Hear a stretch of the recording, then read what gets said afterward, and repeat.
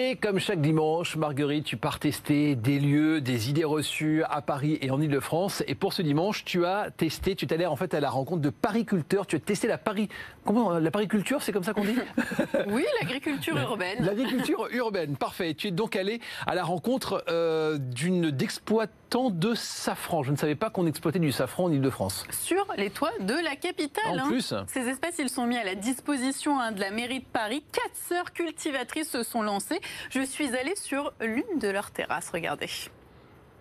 Je suis sur le toit d'un lycée professionnel et personne ne pourrait soupçonner qu'ici, il y a 350 mètres carrés d'exploitation. Louise, bonjour, vous êtes en plein boulot. Vous cultivez l'or rouge. C'est compliqué à Paris ? Ah, cultiver du safran à Paris, c'est un vrai défi. Et puis, on est des pionnières. Nous, on a cherché une plante qui soit résiliente, qui soit costaud, qui sache, comme les êtres humains, s'adapter à la ville. On a simplement choisi un substrat, c'est-à-dire une terre qui lui convienne, et un bac qui permette de laisser l'eau s'évacuer. On n'arrose pas, et il vit juste avec la pluie et le soleil parisien.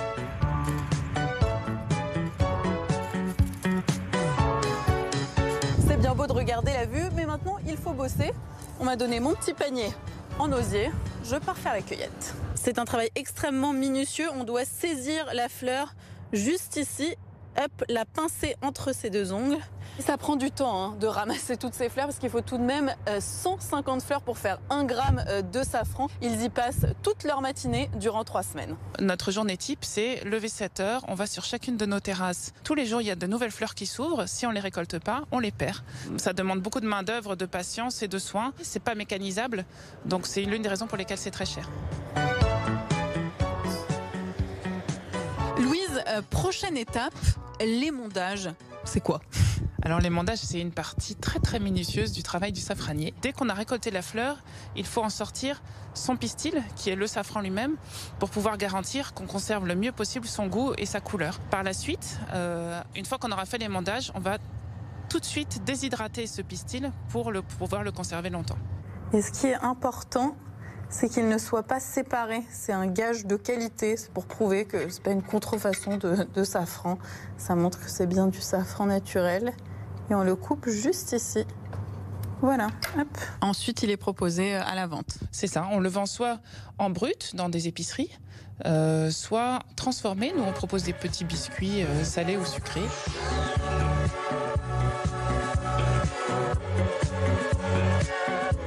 Une dernière petite question. Est-ce que ce safran, il ne serait pas un peu pollué? C'est vrai qu'on est en pleine ville. Eh bien, rassurez-vous, chaque année, il est testé. Il n'y a aucune pollution. Et puis, regardez, la petite fleur, elle est fermée. Elle ne laisse strictement rien entrer.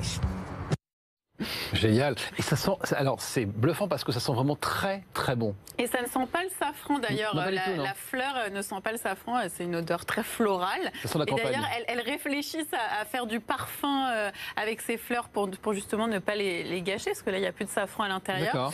Alors voilà, ça c'est les petits produits commercialisés. Donc hop, un petit gâteau. Un petit gâteau. Oui, alors oui, on va goûter. Ça a le goût de safran, de quoi? De gâteau, de biscuit Biscuit au safran. Et le safran, il est aussi commercialisé dans des petites boîtes comme ça. Donc il y a 0,1 g de safran. Voilà, c'est vraiment par toute petite quantité. C'est extrêmement léger. Parfait, parfait. Est-ce que ça marche pour le coup? Est-ce qu'elles arrivent à en vivre? C'est la vraie question que je me suis posée pendant tout ce jet testé. Oui, ça fonctionne, ça roule, mais ce n'est pas encore totalement rentable, l'agriculture urbaine, surtout celle de safran, car en fait les terrasses sont encore trop petites. Sur les 4 sœurs, il n'y en a qu'une qui arrive à vivre à 100% de ce métier. Il faudrait donc qu'elles augmentent leur surface d'exploitation et qu'elles trouvent davantage de distributeurs, parce que le safran, ça se vend, c'est la production française se vend, donc ça a tout pour fonctionner du tonnerre en tout cas. Le safran donc à Paris.